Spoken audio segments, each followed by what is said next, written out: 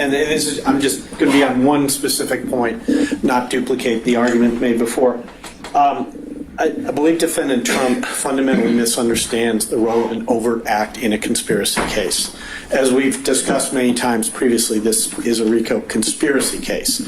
And so we heard Mr. Sadow discuss various overt acts and say, well, but this is just a tweet, this is just a phone call, this is just X. The unspoken, underlying, and incorrect premise then is that every overt act must be a crime. As we've discussed a number of times, and as the state has set forth extensively in multiple briefs, that's not true. The purpose of an overt act is to show that the conspiracy is an operation.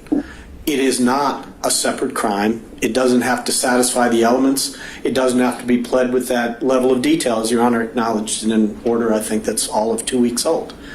And so to say we can't mention this particular act or this particular conduct because it's not a crime or it's protected by the First Amendment, the answer to that is actually, so what?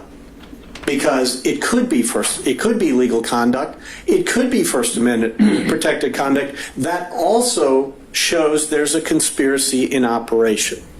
And that's, as long as it serves that purpose, it's fine. And so overt acts should not be examined by a standard that has no application to them.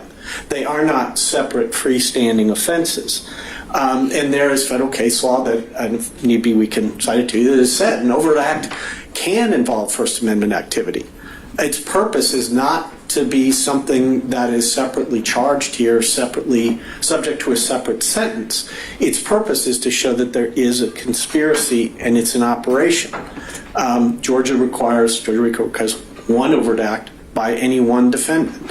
So, of course, the RICO would stand if anything, any of the 161 overt acts alleged constituted an overt act. It would only take one. It doesn't take any by Mr. Trump.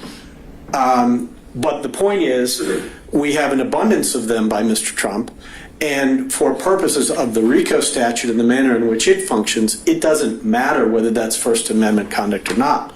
I mean, my colleague has fully explained why much of this conduct is not shielded under any circumstance by the First Amendment, and I don't mean to contradict that in any respect.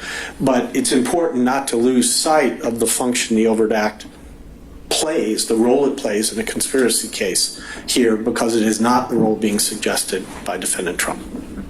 All right. Thank you, Mr. Floyd.